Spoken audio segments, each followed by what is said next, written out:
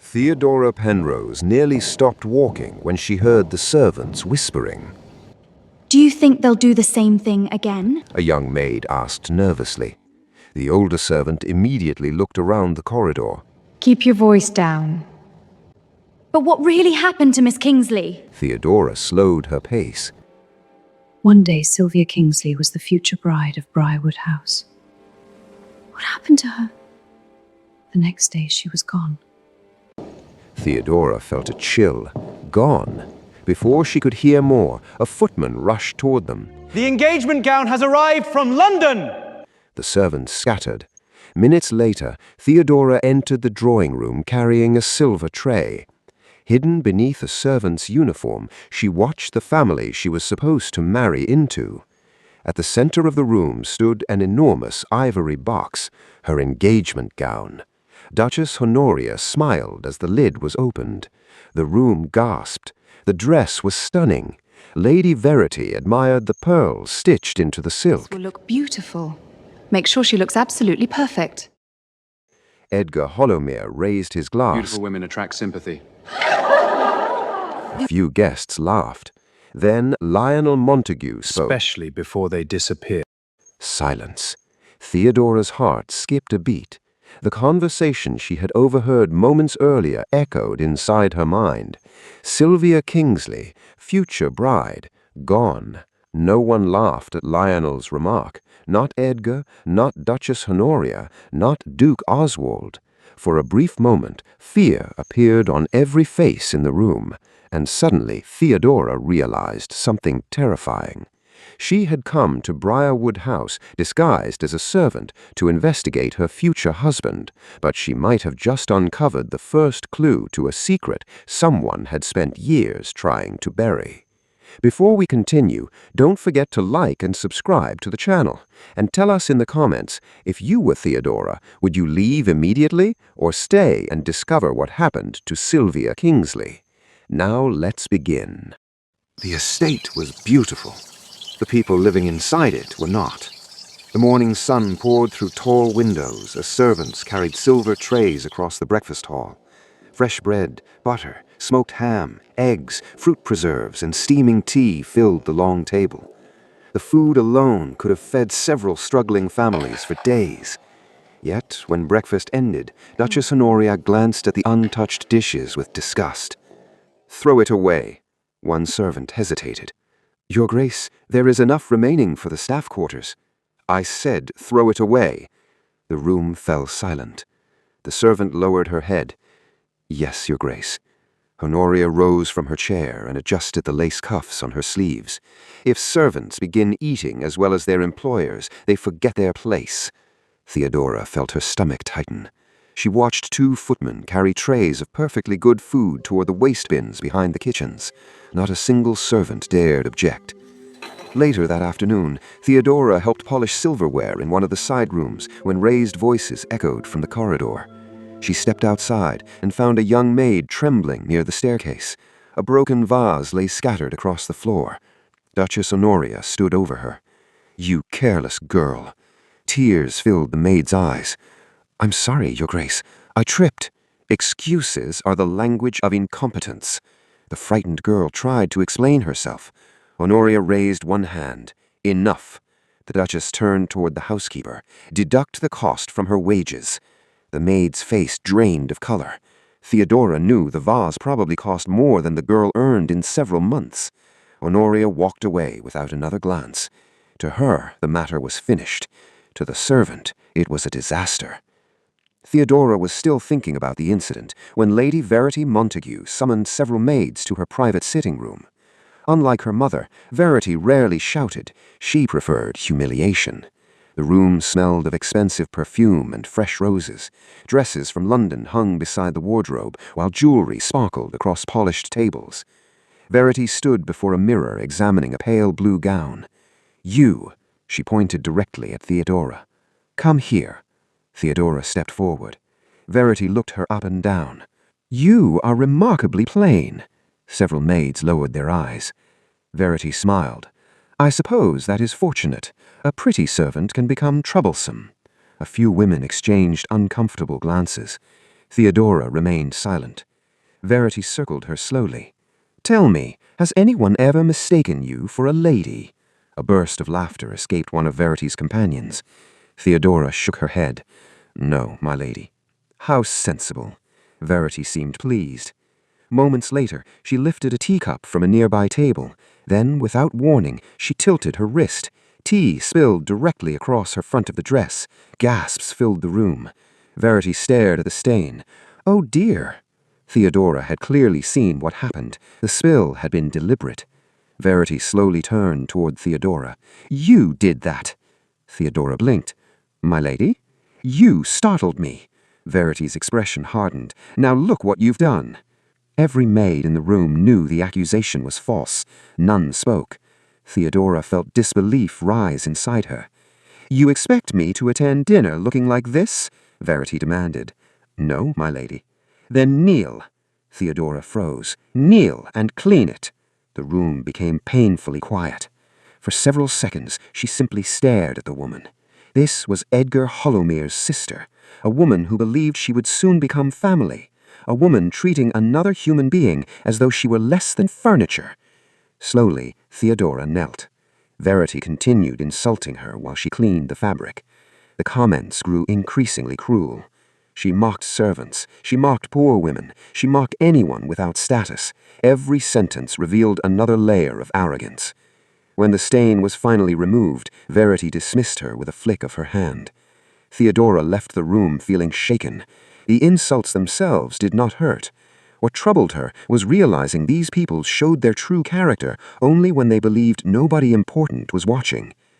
That evening, as candles illuminated the grand corridors of Briarwood House, Theodora looked around the magnificent estate once more.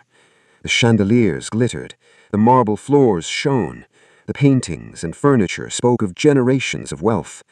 From the outside, the Hollowmere family appeared perfect. Inside, fear followed every servant through the halls.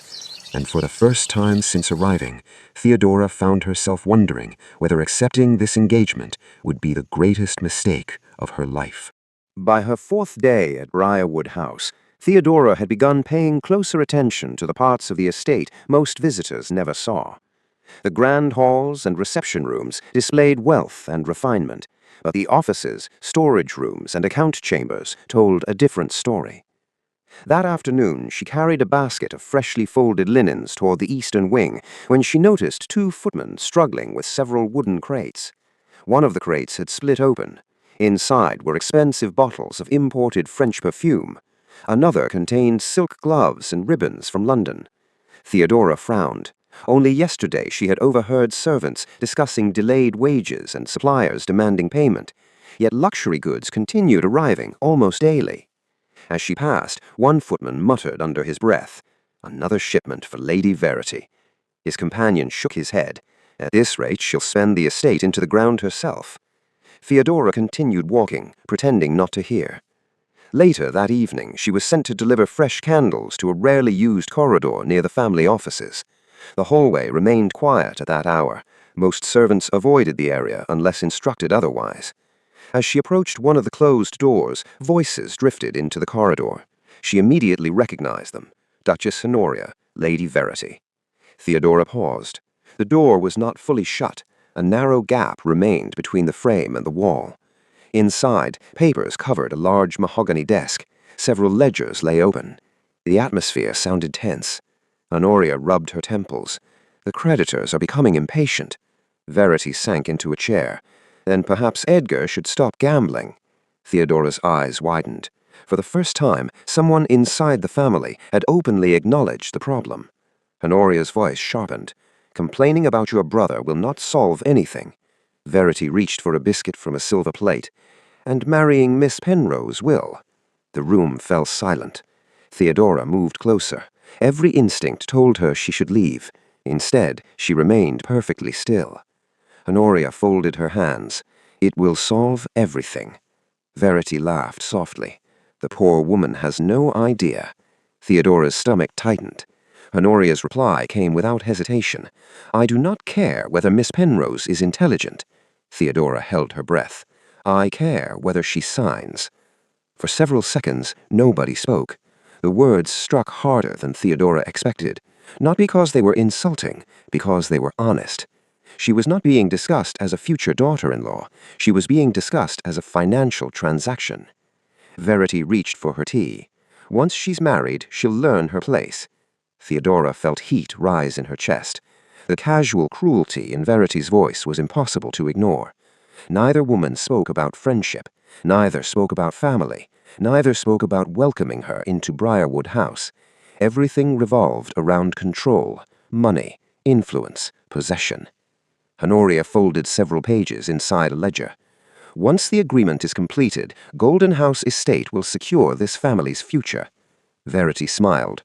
And mine. Theodora listened carefully. What exactly do you plan to do with your share? Honoria asked. Verity immediately brightened. The change in her voice was almost childlike. I've already selected 3 gowns from Paris. Honoria sighed. You purchased more dresses last month. I know. A great many of them. I know. Then why continue? Verity shrugged. Because I like them.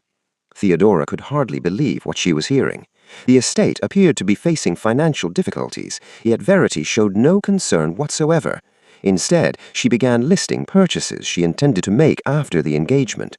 Jewelry, furniture, horses, a private carriage, even a villa she hoped to visit abroad. Each item sounded more expensive than the last. Not once did she question whether the money belonged to her. In her mind, her inheritance was already theirs. The conversation continued for several minutes. Every sentence deepened her unease. Eventually, footsteps sounded somewhere farther down the corridor. She quickly stepped away from the door and continued walking before anyone could discover her. The basket felt heavier than before. Her thoughts raced as she descended the staircase. Until now, she had suspected the Hollowmere family viewed the engagement as advantageous. Now she understood something far worse. They were not preparing to welcome her into their lives. They were preparing to take control of hers. As candlelight flickered across the marble walls of Briarwood House, Theodora reached her small servant's room and quietly closed the door behind her. For the first time since arriving at the estate, she considered ending the engagement immediately. But one question continued to trouble her. If the Hollowmeres were willing to speak so openly about controlling her future, what else were they hiding behind the polished image they presented to the world? The conversation Theodora had overheard between Duchess Honoria and Lady Verity refused to leave her thoughts. For 2 days she carried out her duties while quietly observing the estate, but one question continued returning to her mind. Who was Sylvia Kingsley? The name seemed to cast a shadow over Briarwood House. Whenever it appeared in conversation, voices lowered, expressions changed, people became uncomfortable. Theodora decided she needed answers. One rainy afternoon, she was assigned to help prepare vegetables in the servants' kitchen. The large room smelled of onions, fresh bread, herbs, and simmering broth. Rain tapped steadily against the windows while cooks moved between stoves and preparation tables. The atmosphere felt relaxed compared to the rigid formality of the main house. For the first time all day, servants spoke freely. Theodora sat beside an elderly kitchen maid while peeling potatoes. After several minutes, she carefully asked a question. Was Miss Kingsley a relative of the family? The knife in the older woman's hand stopped moving. For a moment, she simply stared at the cutting board. No. Theodora waited. The woman sighed. She was supposed to marry Mr. Hollowmere. Several servants nearby exchanged uneasy looks. Theodora kept her expression neutral. Was she here long? Nearly a year. The answer surprised her. Nearly a year, far longer than a simple courtship visit. The elderly servant resumed cutting vegetables. She arrived smiling. The woman shook her head sadly. Toward the end, she rarely smiled at all. Theodora felt a knot form in her stomach. What happened? Nobody answered immediately. A young scullery maid finally spoke. Lady Verity happened. The room became quiet. The elderly servant shot the girl a warning look. The younger maid lowered her voice. They argued constantly. Theodora's attention sharpened. Argued about what? Everything. The girl shrugged. Her clothes, her manners, the way she spoke, the way she sat. The list continued. Lady Verity always found something to criticize. Another servant joined the conversation. I remember hearing them shouting from the music room. Theodora looked toward him. Was it serious? He nodded. Serious enough for half the household to hear. The information unsettled her. The Verity she knew was cruel and arrogant, but this sounded more personal, more deliberate, as though Verity had specifically targeted Sylvia. The elderly kitchen maid finally spoke again. I once found Miss Kingsley crying. The room grew still. Theodora looked at her. Crying? The woman nodded slowly. She had just left Lady Verity's private sitting room. A sad expression crossed her face. Her eyes were red. Her hands were shaking. What did she say? Nothing. The servant stared into the distance. She tried to smile. Then she went upstairs. The woman swallowed. I never forgot it. Theodora felt increasingly uneasy. People did not cry after every disagreement. Whatever had happened between Sylvia and Verity seemed deeper than ordinary tension. Later that evening, another piece of information reached her unexpectedly. She had been dusting a hallway cabinet when 2 footmen passed nearby, carrying boxes. One box accidentally slipped. The lid fell open. Inside were expensive riding accessories wrapped in tissue paper. The footman groaned. Another delivery for Lady Verity. His companion rolled his eyes. At least these aren't as costly as the jewelry. Theodora listened quietly. More jewelry? The second footman laughed bitterly. You must be new. The men continued walking. Every week it's something. Silks, hats, perfume, jewels, new gowns. The first footman lowered his voice, and all while the estate struggles to pay its bills. Theodora remembered the ledgers she had seen, the financial problems, the creditors, the desperation hidden beneath the family's polished image. Yet Verity continued spending without restraint. A disturbing realization began to form. Sylvia Kingsley had once been Edgar Holomere's future bride. Sylvia and Verity frequently argued. Several servants remembered Sylvia leaving private meetings, visibly distressed. Then Sylvia disappeared. Now another wealthy heiress was expected to marry into the same family. Theodora stared into the darkness. She had no proof, no evidence, only questions. Yet for the first time since arriving at Briarwood House, she found herself wondering whether Lady Verity's role in Sylvia Kingsley's story had been far more significant than anyone wanted to admit. The room smelled faintly of lavender and old paper. A small fire burned inside the stone fireplace, while rain tapped gently against the cottage windows. For several moments, neither woman spoke. Theodora sat opposite Sylvia Kingsley, studying the face that Briarwood House seemed determined to erase from history. She had expected anger, perhaps bitterness. Instead, she saw exhaustion, the kind that settled deep inside a person after years of carrying pain alone. Sylvia wrapped both hands around a cup of tea. The porcelain trembled slightly between her fingers. "You've met Lady Verity, haven't you?" she asked quietly. Theodora nodded. A humorless smile crossed Sylvia's face.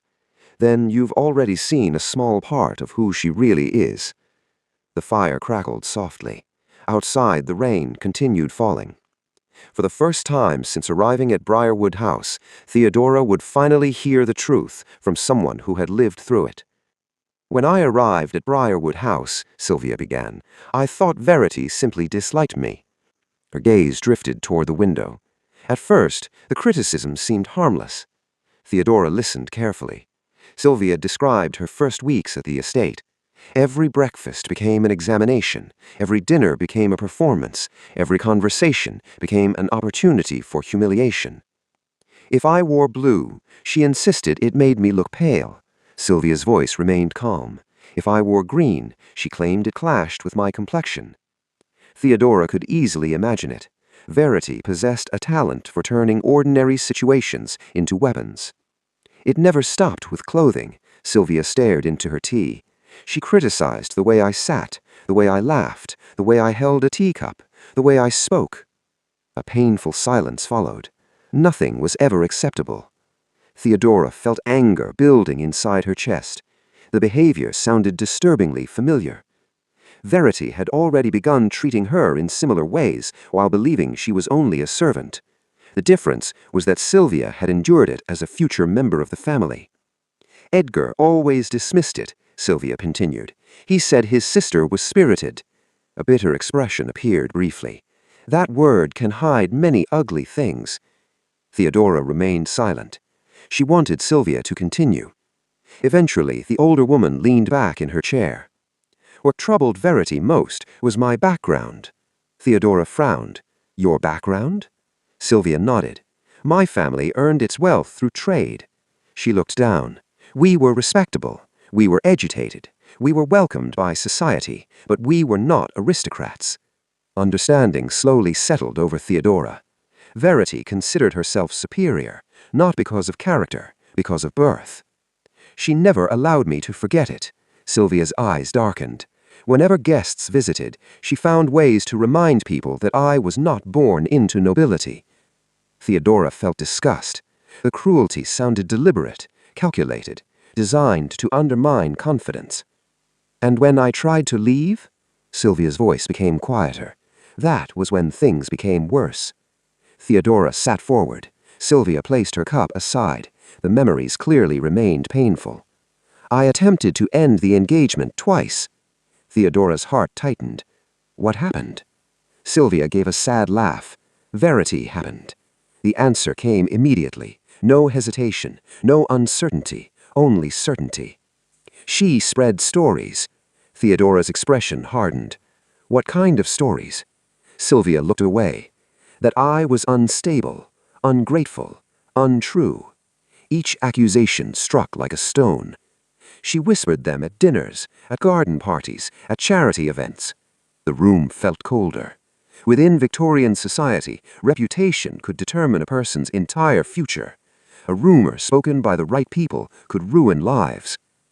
I began receiving fewer invitations, Sylvia continued. People stopped trusting me. Friends became distant. Theodora felt sick. Verity had not merely insulted Sylvia, she had actively worked to isolate her, to weaken her support, to ensure she had nowhere to turn. By the time I realized what was happening, Sylvia said quietly, many people already believed her. The firelight reflected in her eyes. For the first time, Theodora saw the depth of the wound Verity had left behind. Not physical, emotional, social, psychological. A campaign designed to break another woman, piece by piece. Theodora thought back to every servant she had seen trembling in Verity's presence, every cruel remark, every act of humiliation. Until now, she had viewed Verity as arrogant. Now she understood something far worse.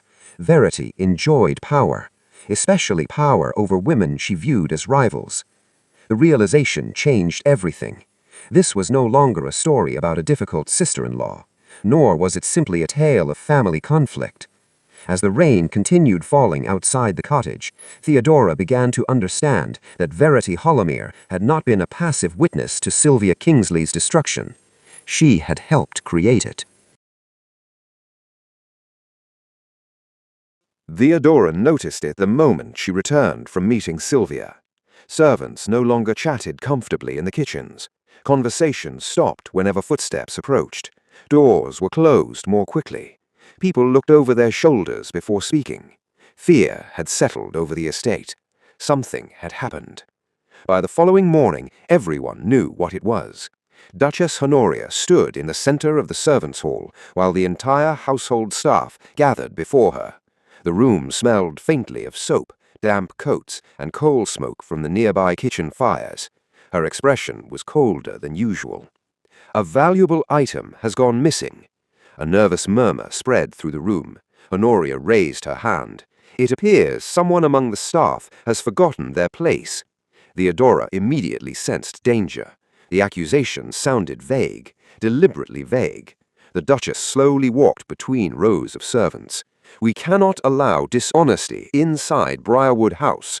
Nobody spoke. Several servants stared at the floor. Others looked terrified. Honoria stopped beside the housekeeper. Beginning today, rooms will be inspected. Theodora's stomach tightened. The Duchess continued. Personal belongings will be searched. A few servants exchanged shocked looks. If the thief is discovered, dismissal will be immediate. The room fell silent. Theodora understood the real purpose instantly. This was not about stolen property. Someone inside the family suspected information was leaking. They were hunting for answers, and everyone was now under suspicion. The searches began that afternoon. Trunks were opened, drawers emptied, letters examined, private possessions scattered across beds. Theodora watched frightened maids attempt to defend themselves while footmen searched through clothing and personal keepsakes. By evening, the rumors had spread throughout the estate. A thief, a spy, a troublemaker. Nobody knew which story was true. The uncertainty achieved exactly what Honoria wanted. Servants stopped trusting one another. Meanwhile, Lady Verity seemed unusually interested in one person, Theodora. For days, Verity had observed her from a distance. Now she began creating opportunities to keep her nearby. Theodora sensed the change immediately. One afternoon, she was summoned to Verity's private sitting room. The chamber was filled with expensive furnishings. Fresh flowers stood beside the windows. Silk dresses hung from wardrobes. Jewelry boxes rested atop polished tables.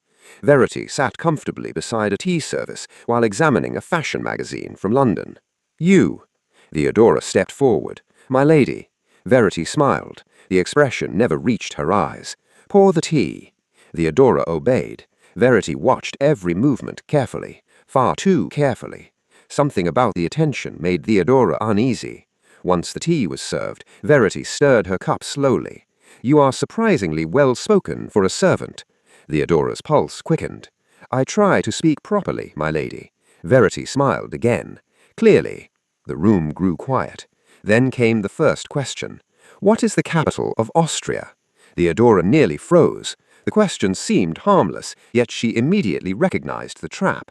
Most servants would have little reason to know such information. Noblewomen, however, were often educated in geography. Theodora lowered her eyes. "I do not know, my lady." Verity studied her face. For a moment, neither woman moved. Then another question followed. "What language is spoken in Florence?" Theodora kept her expression blank. "I could not say." Verity tapped one finger against her teacup. The sound echoed softly through the room. Theodora understood exactly what was happening. She was testing her, searching for signs, looking for proof that she was not who she claimed to be. The conversation continued. Books, history, foreign cities, subjects commonly taught to wealthy daughters. Each answer required careful balance. Too knowledgeable, and she would expose herself. Too ignorant, and she would appear suspicious. The conversation felt like walking across thin ice. One mistake could destroy everything. Finally, Verity leaned back in her chair. Disappointment flashed briefly across her face. She had found nothing. At least, not yet. "You may go."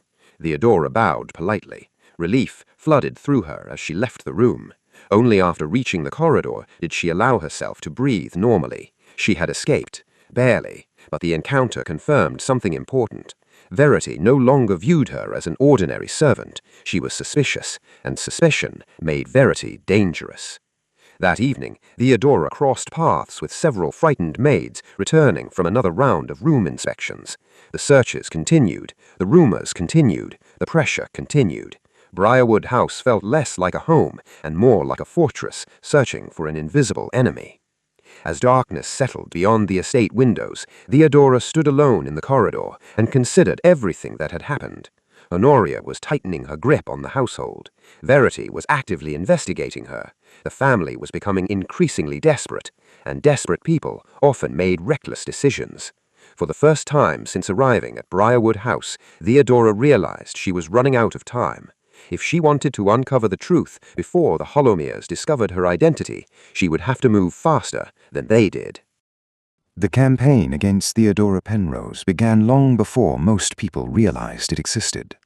By the time she discovered what was happening, the rumors had already spread beyond Briarwood House.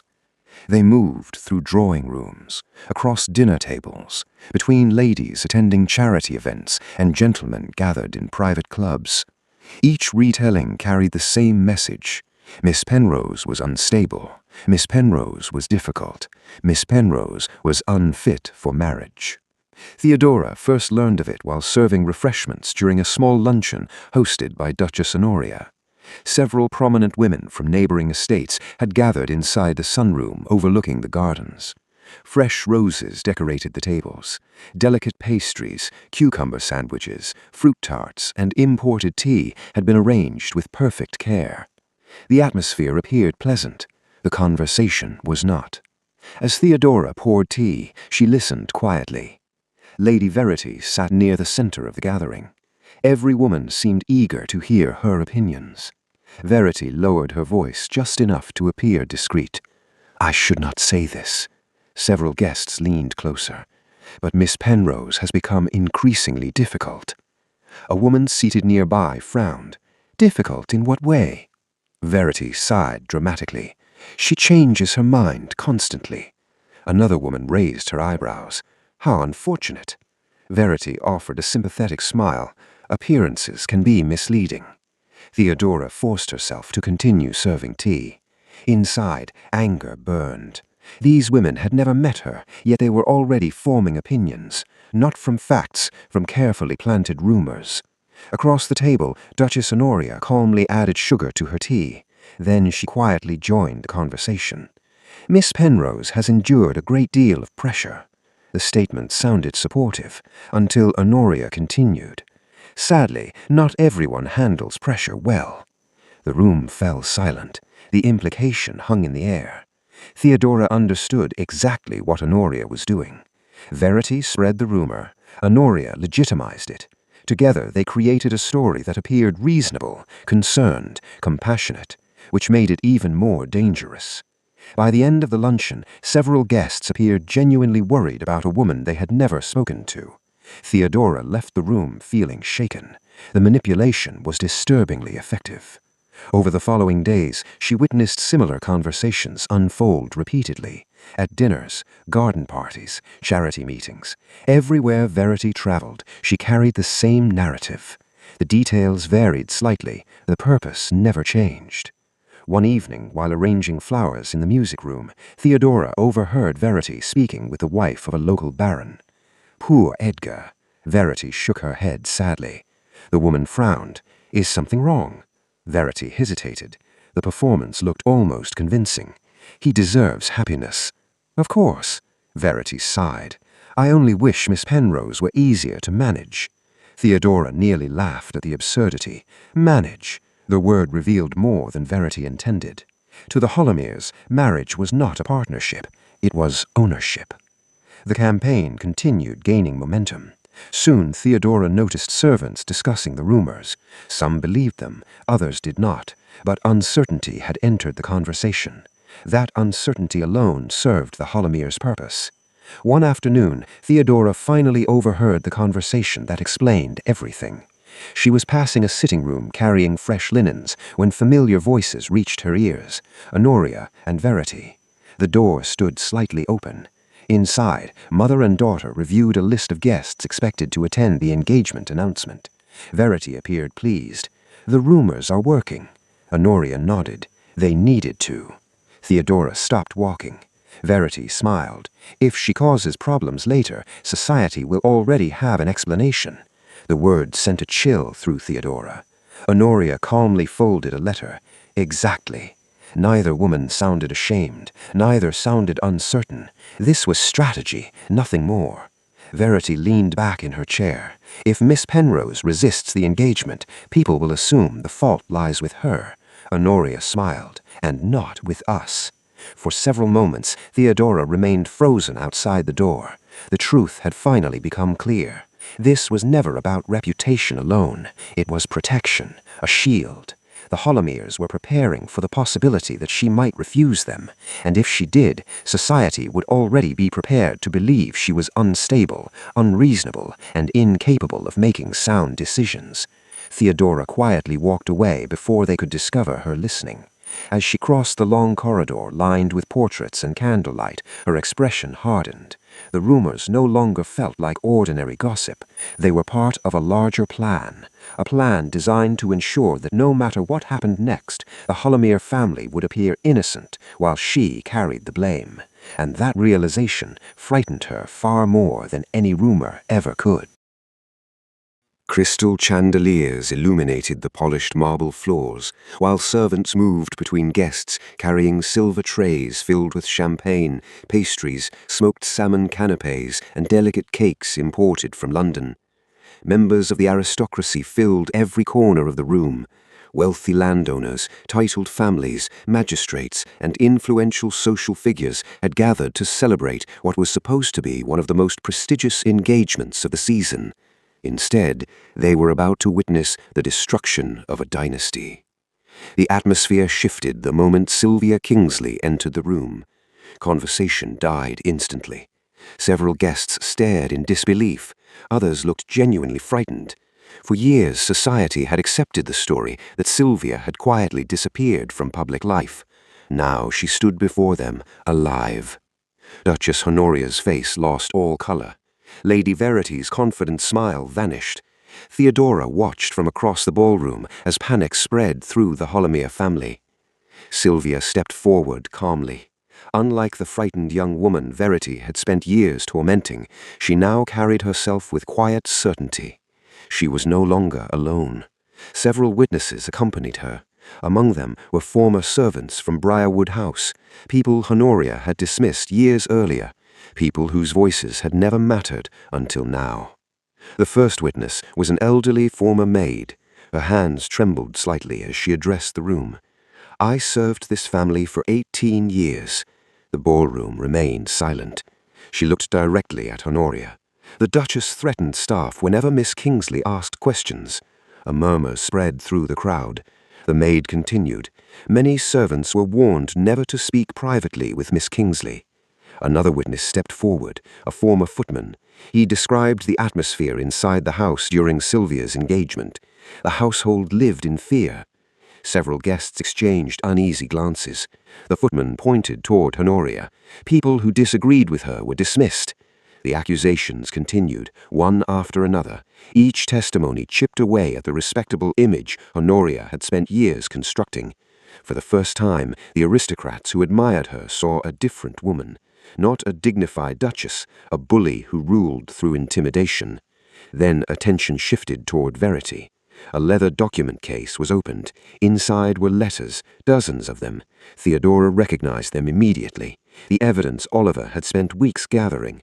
One letter was handed to a respected magistrate attending the event. He read several passages aloud. The room grew increasingly uncomfortable. The words belonged to Verity, her own handwriting, her own signature. The letters revealed a campaign of gossip directed against Sylvia years earlier. Verity had written to acquaintances throughout society. She described Sylvia as unstable, manipulative, unsuitable, the same accusations she had later attempted to use against Theodora. Guests began whispering among themselves. Some looked shocked, others looked embarrassed for having believed those lies. A second letter proved even worse. Verity openly discussed isolating Sylvia from important social circles. She encouraged friends to distance themselves from her.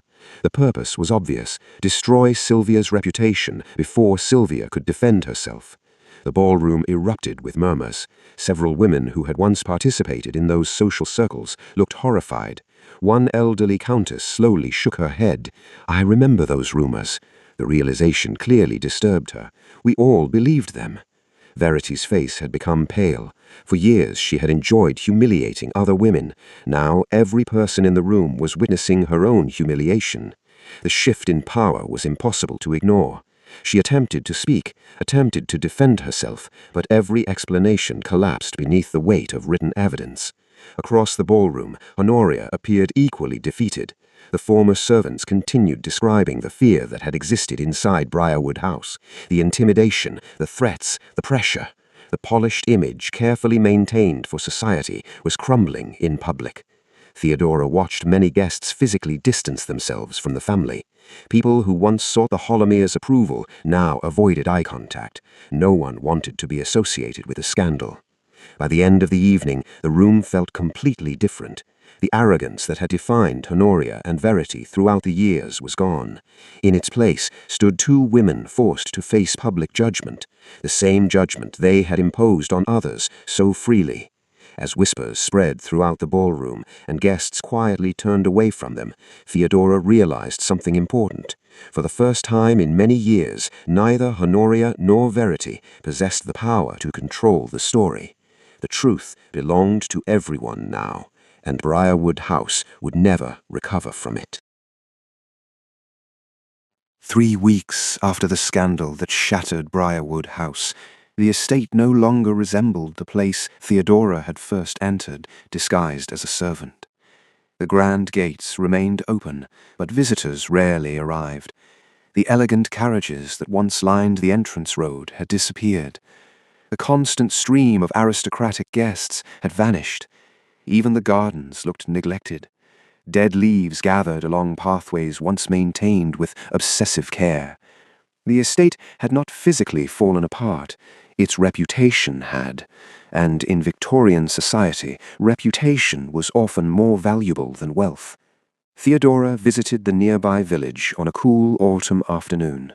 Golden sunlight filtered through the trees, while merchants arranged vegetables, bread, fruit, and fresh flowers outside their shops. The atmosphere felt lighter than it had in months. People spoke more freely. Smiles appeared more easily. The fear surrounding the Hollowmere family was gone.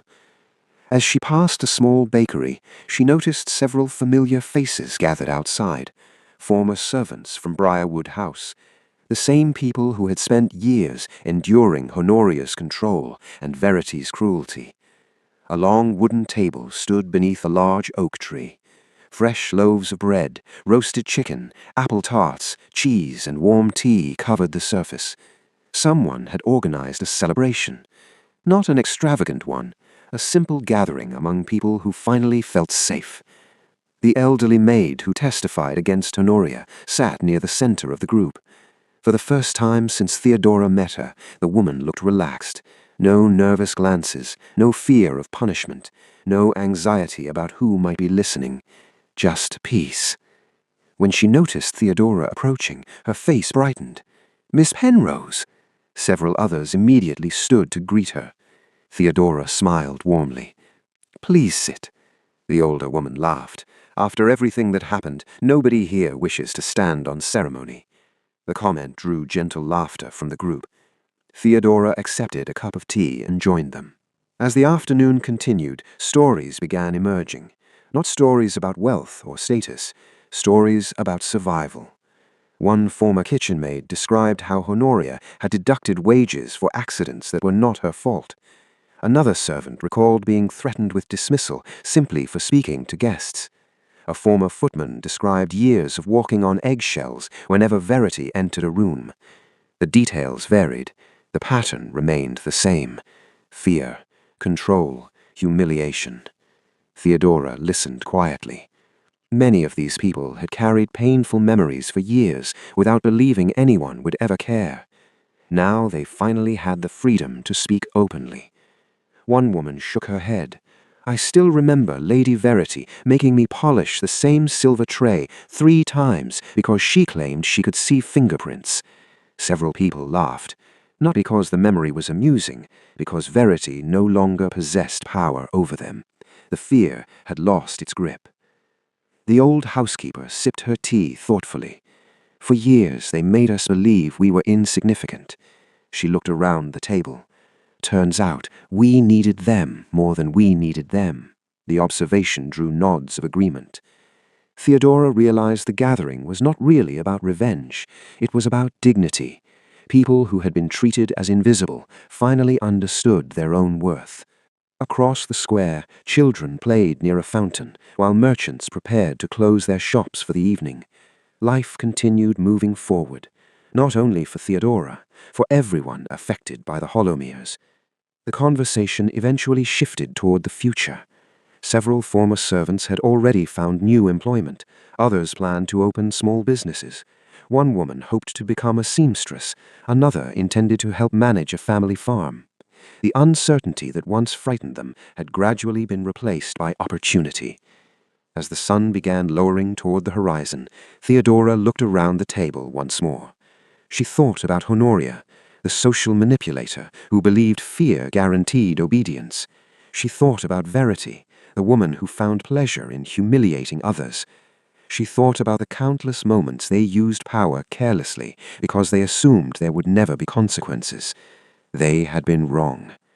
The downfall of Briarwood House had not simply exposed financial schemes and social manipulation.